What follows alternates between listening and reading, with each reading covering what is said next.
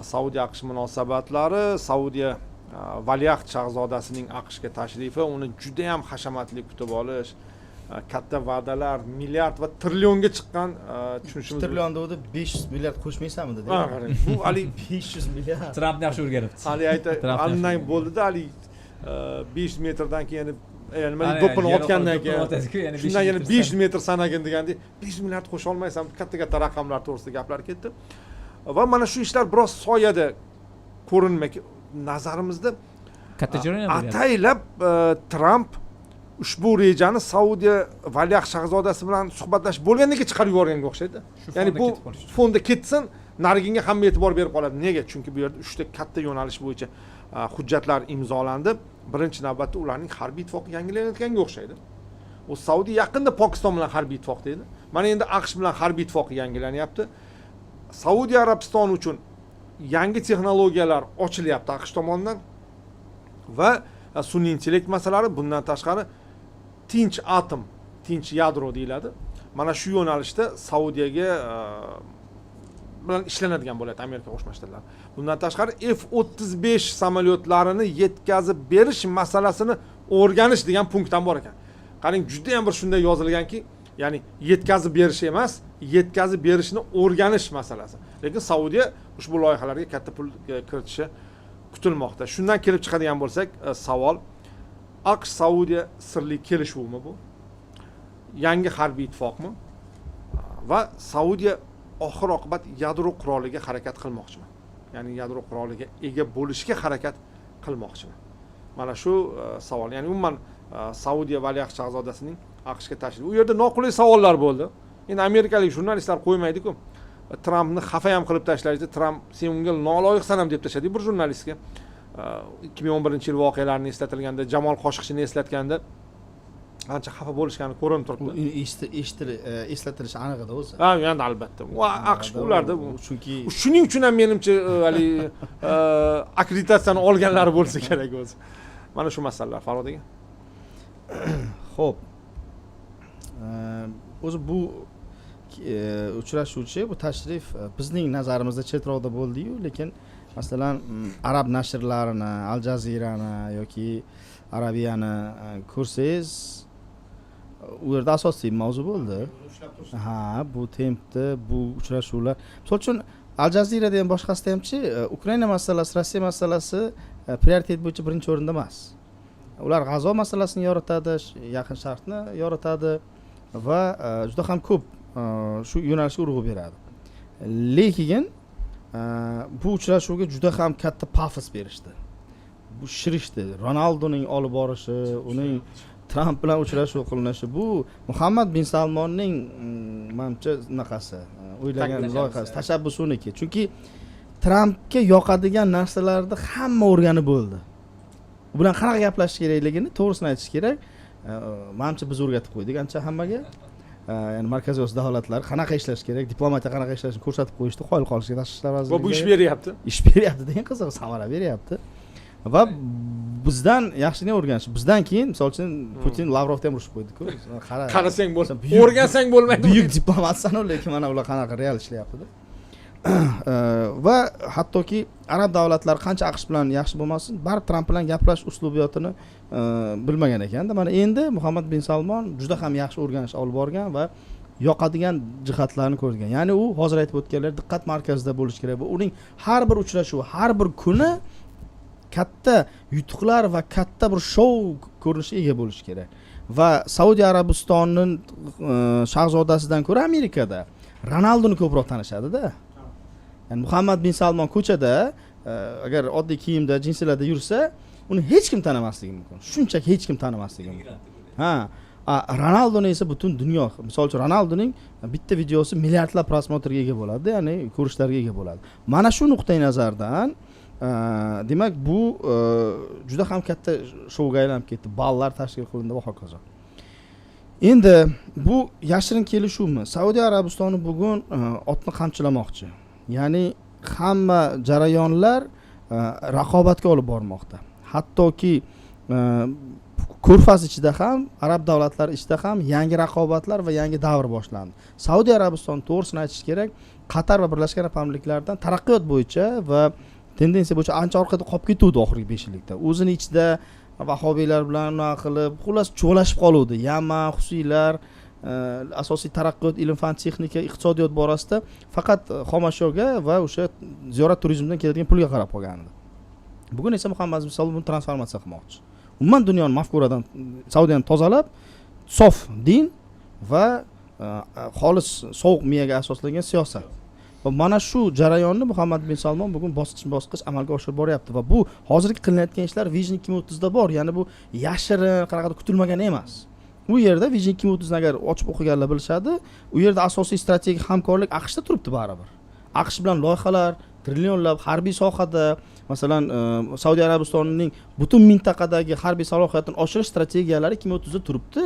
Bu kecha xayolga kelib qolmadi Muhammad bin Salmon. Buni 3-4 yil oldin tizimli ravishda qo'ygan edi, boshlagan edi va sekin-sekin shuni amalga oshiryapti. Chunki taraqqiyotda haqiqatan ham Ko'rfaz Saudiya orqada qolib ketadi. Saudiyani bugun nefti bo'lmasa-chi, boshqa hech narsasi yo'q-da. To'g'ri, endi ziyorat turizmi, Makka Madina bor.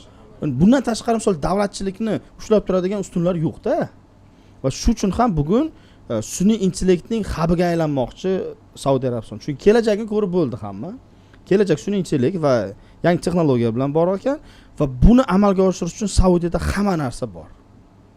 U o'sha Silikon vodiysini yaratyapti Saudiyaning o'zida. Necha kilometrlik yopiq shaharni quryapti, loyihasi bor. Va buning ichida eng asosiy Saudiyaning puli ham bor. Va bunda asosiy realizatsiya qilina oladigan davlat Amerika Qo'shma Shtatlari. Saudiya Arabistoni mana shuni tezroq amalga oshirish uchun Muhammad bin Salmon bordi. Bu yerda asosiy masala shu turibdi. Muhammad bin Salmon geosiyosiy o'yinlar boshqasi emas. Bu Saudiya Arabistoni to'liq o'zini sof manfaatlar uchun bordi. Shu uchun ham bu jarayonga Trump davrida hamma narsani oson qilish mumkin-da. Masalan, Baydenga shunaqa takliflar bo'lganda Bayden o'ylab ko'raman, ertaga gaplashaylik. Maslahatlashib ko'ray, men partiyam bilan, boshqa bilan degan bo'lar. Trumpni esa bugun shartnoma olib kelishingiz mumkin Trumpdan. Shunday. Trump shunaqa shaxsda. Yordamchilar ham hayron qoladi, bu yo'q deydi jamshid. Bo'ladi hammasi. Davay. Borishi mumkin-da. Muhammad bin Salmon buni kuzatdi, o'rgandi va mana shunaqangi rad eta olmaydigan takliflarni qilyapti. 2 trillionning Amerika iqtisodiyotiga investitsiya bo'lib kirishlikligi avvalambor Saudiya uchun yaxshi. Chunki bu xavfsizlik kafolati degani. Saudiyaning 2 trillion puli AQShda aylanib yurishlikligi Amerika Qo'shma Shtatlarining Saudiyaga gardan yetkazmaslik uchun kafolat tasdiqlanadi. Pul kerak-da. Pul kerak va bu Saudiyaning bugungi hokimiyatini legitimligini mustahkamlab beradi. Bu asosiy masala. Shu uchun ham bor. Bu yerda asosiy mana bu dunyoning boshqa masalalari haqida gaplashgani bor, ya'ni yo'q. Muxtor aka, 2 trillion pul bormikan Saudiyada? Shu yo'q, asosiysi baribir 2 trillion pul bo'lganda ham Muxtor aka uni Trump ketguncha ham o'zi kiritishga ham ulgurib bo'lmaydi o'zi aslida. Mana shu masala ham bor, ya'ni bu shu gap ketdi. aslida mana shu va'daning berilishi bu juda ham katta narsa. Bu buncha pulni aytadi, o'zlashtirib bo'lmaydi o'zi aytadi. Bu juda ham katta raqamlar, trillion ha. Yo'q, bu albatta buni agar buni kupyuraga aylantirsangiz katta binoga sig'maydi bular. Saudiyaning yalpi ichki mahsuloti ham uncha chiqmasa kerak, hajmi uncha chiqmasa kerak. Endi o'ylaymanki bu yerda haqiqat ko'p narsa o'rganyapti deyapmiz. Ha, ya'ni u mablag'lar emas, mablag'lar haqida gapirilganligi birinchi o'rinda muhim va bu asosiy aylanayotgan axborotda aylanayotgan bir g'oyani vazifasini bajarib beryapti va Trampni juda ham omadli, samarali davlat boshqaruvchisi, Amerikaga o'zining buyukligini qaytargan, Amerikani ya'ni muammolarini Trump ya'ni Bayden paytida qoldirilgan muammolarni hal etuvchisi, xaloskori degan bir yorliqlarni o'zi bilan olib kelyapti va shunisi menimcha ko'proq muhim. Va ikkinchi tarafdan esa ya'ni yaqin sharqdagi munosabatlarni to'liq nazarimda Trump hali g'oyaviydan ham ko'ra ko'proq tijoriy yo'lga o'tkazayotgandek. Ya'ni faqat biznesdan boshqa hech narsa emas degandek. Shuning uchun ham ko'plab savollar paydo bo'ldi aynan o'sha F-35 samolyot atrofida. Chunki bu Isroilga strategik o'sha mintaqada ustunlik beradigan omil edi va bu omil agar Saudiyaga ham taqdim etiladigan bo'lsa, demak bu yerda Saudiya Arabistoni bu mintaqada maqomi oshganligini ko'rsatadi. Boshqa davlatlarga nisbatan. Va qaysidir ma'noda ikkinchi taraf ham borki, Isroil bunga jiddiy e'tiroz bildirmasa, demak Isroil bilan Saudiya Arabiston munosabatlari jiddiy ravishda normallashganligini ko'rsatadi. Ya'ni xavf sifatida ko'rmayotganmiz. O'ziga xos uchlik ham paydo bo'lishi mumkin. Saudiya Arabistoni, Isroil, Amerika Qo'shma Shtatlari bu mintaqadagi boshqa bir ta'sir markazlarini bu mintaqaga kirib borishligi, iqtisodiy loyihalarda ishtirok etishiga to'sib turuvchi omil sifatida. Shuning uchun o'ylaymanki, bu yerda bu har ikki tomon ham o'zining maqsadiga erishyapti, ya'ni legitimlik borasida. Ikkinchi tarafdan esa, ya'ni yangi bir bu mintaqada geosiyosiy bir hodisa yuz beryapti deb o'ylayman. Ya'ni bu tabiiyki Isroil uchun raqib bo'lgan Eronga jiddiy bir signal bo'lsa kerak. Ya'ni bu qurol yaroq masalasi va katta ehtimol bilan bu texnologik qurol yaroqdagi ustunlik Saudiya Arabistonni ham geosiyosiy muammolarni hal etishga yo'naltirilishi mumkin. Va bu mintaqada ya'ni proksi kuchlar butkul Eronning proksi kuchlarini bartaraf etish holatiga olib kelishi mumkin. Hali Yaman masalasi hali yakuniy nuqtasiga yetgani yo'q. Va o'ylaymanki, bu yerda hali buni vaqt ko'rsatadi. Asosiysi har ikki tomon ham yaxshi bir ijobiy deb qayd eta oladigan natijalar bor va qo'llab-quvvatlovi bor va jamoatchilik ko'z o'ngida buni muvaffaqiyatli deb taqdim eta oladi. Rahmat Jahongir. Bu yadro quroli masalasida ham biroz eslatib, ya'ni Saudiyaning mana shunga e'tibor berayotgani. Xo'p, avvalo aytish kerakki, men qo'shnaman fikrlarga. Birinchi o'rinda MBS, endi kechirasiz, g'arbda uni shu nom bilan atashadi-da, qisqartirib atashadi. Bu shu o'ziga ham ma'qulmi yoki? Bu ko'nikib ham qolgan deb o'ylayman. Bu masalada qilmasa ham uni Muhammad bin Salmon, u de facto hukmdor, u ya'ni qirol juda yoshi katta bo'lib qoldi, 90 dan oshdi adashmasam, qirol Salmonni. Va unutmaslik kerak, uni hokimiyatga tepasiga chiqishi ham, ya'ni nima deydi, amalda shahzodalikni olishi ham bevosita o'sha Trump davri bilan bog'liqda, ya'ni birinchi prezidentlik davri. Ya'ni aslida Saudiya Arabistonda hukmdorlar eng yoshi katta hukmdorga berilardi. Masalan, o'g'illar bu turadi-ku, birinchi mana qirol Abdulazizning o'g'illaridan keyin eng katta nabira degan tushuncha bor edi. U nechanchi 17-o'rinda edi-da, qirol Salmon chiqqandan keyin nima qildi? Yangi farmon chiqartirdi bir necha yil o'tib Trumpga, ya'ni shahzoda valiahdlik tizimini shahzoda bin Turkiydan Muhammad bin Salmonga o'zini o'g'liga olib berdi, jiyanidan. Asosiy qaror shu bo'ldi xolos deb o'ylayman. Qolgandan hammasini MBS Muhammad bin Salmon olib ketdi-da, qolgan tizimni. O'zi ham u tayyorlangan, mana bu holatda de facto MBS tomonidan tayyorlangan farmonni imzoladi xolos. Masalan, 2017-yilda uning eng katta ishlaridan biri 100 ta unga qarama-qarshi chiqishi mumkin bo'lgan Saudiya Arabiston shahzodalarini bitta katta mehmonxonada, nega deydi, sharaflimi, nega sharafli qamoqmi?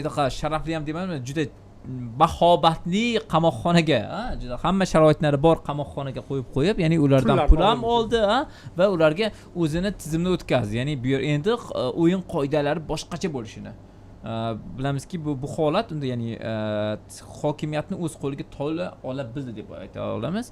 Lekin u o'zini orada siyosatdagi eng katta xatolardan birini qildi. 2018-yilda o'sha Jamol Qoshiqchining Istanbuldagi konsulxonada o'ldirilishi bilan bog'liq holat va bunda MBSning qo'li boriladigan holat. O'shanda endi turk razvedkasi o'zi undan oldin Turkiya bilan unutmaslik kerak, Saudiya o'rtasida o'zi Yaqin va O'rta Sharqda liderlik uchun kurash bo'ladi-da. Bundan oldin qirol Salmon Istanbulga tashrifida attigin 500 dan ortiq avtomobil zakaz buyurtma bergandi xizmat uchun. Lekin eng katta mehmonxonada ham bunchalik parkovka yo'q ekanda. Ya'ni bu holat, ya'ni qaysidir ma'noda liderligini ko'rsatishidiki, bu narsa Turkiya ya'ni jig'iga ham, ya'ni boshqa sabablar ham bor edi albatta. Bu jig'iga ham tekkandi, ya'ni Erdo'g'anga yetib borgandi ma'lumotlar deyilgandi va 2018-yilda o'sha ma'lumotlar chiqib ketdi matbuotga, Jamol Qoshiqchining kirgan va yo'qolgan to'g'risidagi ma'lumot. Shundan keyin juda katta obro'siga zarar yetdi va aynan Trumpning nisbataniga biz agar hozir MBSga Yevropa davlatlari umuman munosabatlarini yomonlashtirib qo'yishdi. Germaniya, Britaniya ham hatto va Trumpning agar biz hozir Muhammad bin MBS bilan shartnoma tuzmasak, ular Rossiya Xitoydan oladi-ku degan gaplari ham ochiq aytilib ketganda, shu tufayligina saqlanib qoldi deyishimiz mumkin. Agar o'sha vaqtda agar Bayden bo'lganda yoki holat bo'lganda, demokratlar bo'lganda, Muhammad bin Salmonga bosim kuchayib boshqa shahzoda chiqish ehtimoli ham bor edi. Chunki biz ko'rganmiz Saudiya Arabiston tarixida bir necha marotaba, ya'ni AQSh siyosatiga qarshi bo'lgan hukmdorlarning o'zgarishi yoki nima deydi, yaqin qarindoshlari tomonidan o'ldirilishi, halok bo'lishi masalasida. Va keyingi asosiy masalalardan biri MBS hozir o'zini imijini tiklash uchun ish qilyapti va uning eng katta ishlaridan biri, Farhod aka to'g'ri aytdilar, kompleks transformatsiya. Buni ichiga hatto reformatsiyani ham kiritish mumkin. Ya'ni 2021-yilda uni tavsiya qilgan bo'lardim. Al Arabiya telekanaliga bergan intervyusi bor-da. Bu kanalga bergan intervyusida u hatto nima deydi, Saudiyani, mana uni loyihalar bor, Vision 2030 keyin Neom shahrini qurish, sunniy shaharlar, umuman Saudiyani neftga bog'liq bo'lmagan, Dubaydan ham kuchli bo'lgan, bunaqa erkin xalqaro butun olimlar keladigan, butun dunyoning asosiy nima deydi, Kremniy vodiysiday joylarni tashkil etmoqchi-da, innovatsion mamlakatga aylanmoqchi. Bunaqa loyihalar albatta G'arbning yordamisiz, G'arbning erkin kelishiga iloji yo'q. Bu degani qonun qoidani ham o'zgartirish kerak. Aynan u bilan bog'liqki, ayollarga avtomobil minishga ruxsat berilishi, erkinliklar va boshqa spirtli ichimliklar. Mana hozir Ronaldoni kirib kelishi, Jennifer Lopezning 2024dagi Ar-Riyod'dagi ajoyib konserti, bularning hammasi umumiy marvaridga chizilgan, bitta ipga chizilgan marvaridni aridir. Ya'ni umumiy strategiya borki, Saudiyani o'zgartirish. Avvalo yoshlarni mana Halloweenlar o'tkazishga sharoitlar yaratish, bularning hammasi Saudiyani tizga tekana ochilishi. Ha, o'sha albatta butun Saudiyani to'liq o'zgartirishni nazar qiladi va hatto bitta gapida aytganki, endi bu dinshunoslarning fikri bo'yicha ham reformatsiya deyishimiz mumkin. Biz uchun avvalo Qur'on, hadis emas degan gaplar bor-da. Kimmi? MBSni. Muhammad bin Salmon Al Arabiyaga bergan telekanalda shu gapni aytgan va dinshunos olimlar buni reformatsiya deb atashadi-da mohiyatan, chunki unutmaslik kerak, islomni o'zagida katta qismini bu hadislar Qur'onga qarama-qarshi emas-ku, nima deydi, tahlil tashkil etadi. Mayli, endi bu dinshunoslik masalasiga to'liq kirishmayman, lekin uni maqsadi, qaranglar, avvalo uni maqsadi Saudiya identikligini ham shakllantirishda, nation state'ni to'liq qurish. Avvalo saudiyalikmiz, arab emasmiz. Arablar emas, saudiyalik. Ilgari avvalo musulmonlik edi, yo'q, bundan keyin voz kechishdi, Faysaldan keyin hukmdorlar. Endi hozir avvalo arabmiz derdik, yo'q, endi hozir arab emasmiz, endi faqat saudiyalikmiz. Lekin boshqa davlatlar uchun islomni kuchaytirishimiz kerak, chunki hajga boriladigan tizimni, ziyorat turizmini saqlab qolishimiz uchun bu siyosiy bizga imkoniyat beradi, bu bizga turistik imkoniyat, ijtimoiy madaniyatni belgilashimiz mumkin degan juda katta dasturi bor-da. Saudiyani o'sha nima deydi, butun liderlik bo'yicha menimcha nafaqat 2030, 2050, 2100lik strategiyalar ham bor, keyinroq e'lon qilinadi, bo'yicha qabul qilingan. Mana Jahongir Farhodga mana ya'ni yakunlash. Bu yadro quroli masalasi shunga kiradi. Men aytmoqchi bo'lganim, bu real voqelikmi? Ya'ni yana ham davom etishi, masalan, mana Eronga maksimal darajada bosim o'tkazishadi, bo'lmasligi uchun. Shimoliy Koreyaga ham harakat qilishadi, lekin unda bor. Bilmasdan Janubiy Koreya tomonga otib yuborishi mumkin. Endi umuman bilib bo'lmaydi-ku. Men hali o'zimizdagi hamkasblarimiz ham so'rashadi, shunchalik Shimoliy Koreyani qurolni otish xavfli, men aytaman, yo'q, bu qayerga tushishini olmadim-da uni. Unaqa zo'r rivojlanmagan. GPS tizimi ham ishlamay hatto o'ziga ham zarar yetkazib qo'yishi mumkin. Men o'ylaymanki, dunyo xavotir oladiki, Shimoliy Koreya uni otib o'zida portlatib qo'yishdan ham xavotir oladi. Bu hazillashadigan narsa emas. Hatto aytishadi, hali Windows 95 dan nariga o'tmang. Endi bu hazil albatta. Lekin mana shunday jiddiy masala. Yadroviy dastur faqat Koreyani o'zi bilan bog'liq emas. Bu Rossiya va Xitoy bilan bog'liq. Shuning uchun endi mana boshqa. Umuman olganda klub yopilgandek. Mana Isroilda bor, u tan olmaydi, lekin tushunarli. Shimoliy Koreyada bor, boshqa ilojligi klub yopilgandek, lekin ko'ryapmizki, so'nggi davrlarda bu masala qayta qo'zg'alyapti-da. Yaponiya bir nimalar deb qo'yadi, Germaniya, Britaniya bilan mana shunday. Saudiya, Polsha, Turkiya, agar Saudiya nimadir qilsa, Turkiya aniq qo'l ko'tarib turibdi. O'zi umuman bu masala qaytadan ochildi. Ya'ni yadro quroliga yana ega bo'lish. Tabu yo'qmi endi? Ha, tabu to'xtadimi bu narsa? Ha, bugun umuman tartibot o'zi yo'qda, chunki umumiy tartibot yo'q. Tartibot yo'q bo'lgandan keyin shartnomalar bu tartibotga asoslangan. Ha, agar tartibot bo'lib, hamma unga prinsiplarga amal qilganda-ku, bu naqalar qolardi, lekin tabular yechildi-da. O'zi umuman Isroil Arab mojarosining o'zi, Falastindagi qilingan ishlar, Rossiya Ukraina mojarosi va boshqa misollar o'zi xalqaro munosabatlardagi tizim, Yalta tizimi, boshqa tizimlar, undan keyingi o'sha 91-yildan davrdagi qoidalarni ham umuman yo'qqa chiqardi-da. Va shu qoidalar ichida yadroviy cheklovlar bor edi. MAGATEni misol uchun hech kim bugun sanksiyasidan qo'rqmaydi. To'g'risini aytish kerak.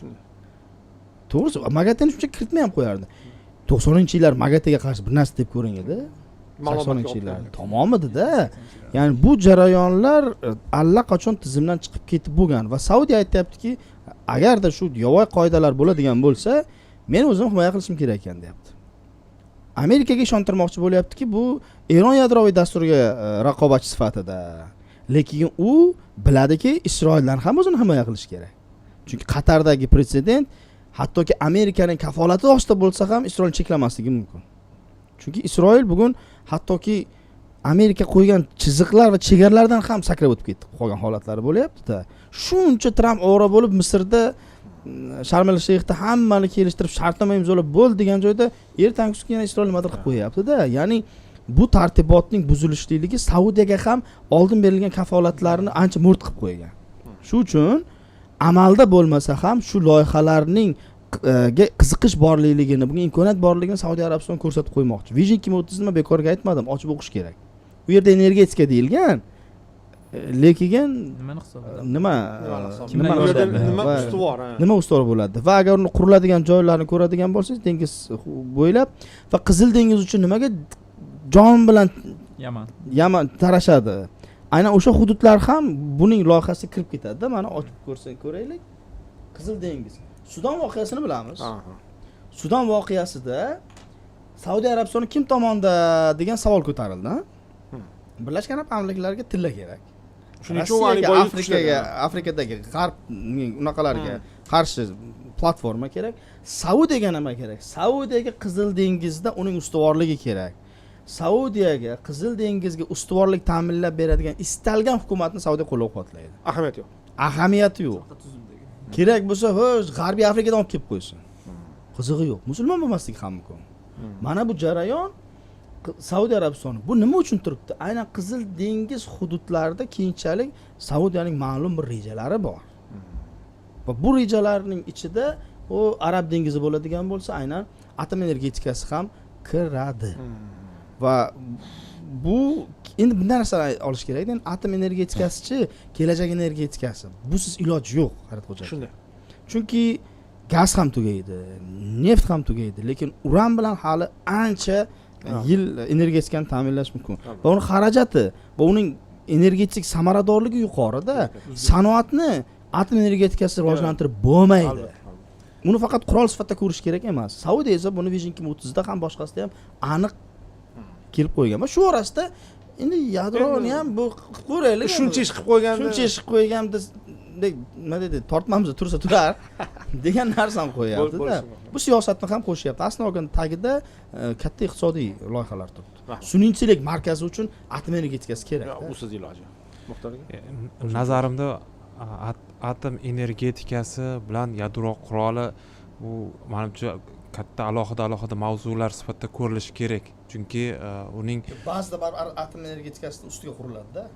Ha, ba'zida bo'ladi, lekin chunki u bo'yicha mutaxassislar yetishtirib chiqarasiz Muxtor aka. Keyin u mutaxassislar keyinchalik nimadir ish qilish kerak. Yadro quroli atom energetikasi bo'lmaydi. To'g'ri. Avval maktab paydo bo'lishi kerak, chunki bu xavfsizlik bilan bog'liq. U shu yoqilg'ini avvalo uranni o'zi bo'lishi kerak. Uranni qayerdadir boyitish kerak. U foydalangandan keyin uning chiqindilarini xavfsiz holatda olib chiqib ketib, qayerdadir ko'mish kerak. Yo uni qayta ishlash, zararlantirish kerak. Saudiya Arabistonida bu tajriba nazarimda hali yetarli emas. Yadro quroli masalasiga keladigan bo'lsak, menimcha bu o'sha mintaqadagi status quoni o'zgarishiga olib keladi. Hali bu darajada, ya'ni bu status quoni o'zgartirilishini birgina aynan Tramp ma'muriyati bilan bog'lash menimcha noto'g'ri. Tramp ma'muriyati 4 yildan keyin bo'ladimi, yo'qmi? Bu masala. Lekin Amerika aynan Tramp ma'muriyati davrida yana bu loyihalarni amalga oshirishga kirishishligi uzoq muddatli maqsadlariga zarba bo'lishi mumkin. Ya'ni Saudiya Arabistoni iqtisodiy muvaffaqiyatli bo'lishi mumkin. Saudiya Arabistoni doim Amerika Qo'shma Shtatlarining xavfsizlik kafolatlariga ehtiyoj sezadigan bo'lsa, albatta Saudiya Arabistoni loyalroq bo'ladi Amerika Qo'shma Shtatlari. Avvalo unga loyalligi kerak. Uni geosiyosiy mustaqillikka erishishligi balkim Amerikaga ham zarar yetkazishi mumkin-da. Bu juda kuchli argument yadro quroli. Suverenitetda ramzi u mamlakat bilan endi har qanday masalada uni hurmatini joyiga qo'yib, muloqot qilish kerak. Mana Shimoliy Koreyani bejiz misol keltirmadingiz. Shuning uchun o'ylaymanki, asosiy iqtisodiy loyihalar haqiqatan Qizil dengiz bo'yida, masalan shu Jidda shahrida barpo etilayotgan eng baland bino ham Jiddada barpo etilyapti. U Qizil dengiz shunday bo'yida joylashgan. Va bu iqtisodiy loyihalarni transformatsiya deylik. Shu transformatsiyani kafolati agar Amerika Qo'shma Shtatlari bo'ladigan bo'lsa, uning uchun eng manfaatli ham shu. Va shu nuqtai nazardan bu uchrashuvlar avvalo bir narsaga bir fikr undaydi. Hozir qirol mavjud va Valiahd shahzoda Muhammad bin Salmon qirolni yoshi 90 yoshdan oshgan va ana shu qirolni biologik vafot etadi-ku. Vafot etgandan keyin haqiqiy hokimiyat uchun o'shanda boshlanadi. Ungacha hozirgi Muhammad bin Salmon eng muvaffaqiyatli, eng absolyut lider, xalqaro tarafdan tan olingan, muammolari yo'q siyosatchi sifatida shakllanib bo'lishi kerak. Va ko'proq shunga urg'u bo'lsa kerak deb o'ylayman. Chunki haqli Saudiya jamoatchiligini absolyut shu Muhammad bin Salmon yetakchi ekanligi va ular uchun yangi bir davrni boshlab berganligi, balkim o'ziga xos shu vision loyihalari orqali o'sha davr boshlab berganligini aynan Muhammad bin Salmon bilan ifodalashga harakatlar bor. Shuning uchun hokimiyat masalasi nazarimni bu yerda birlamchi deb o'ylayman.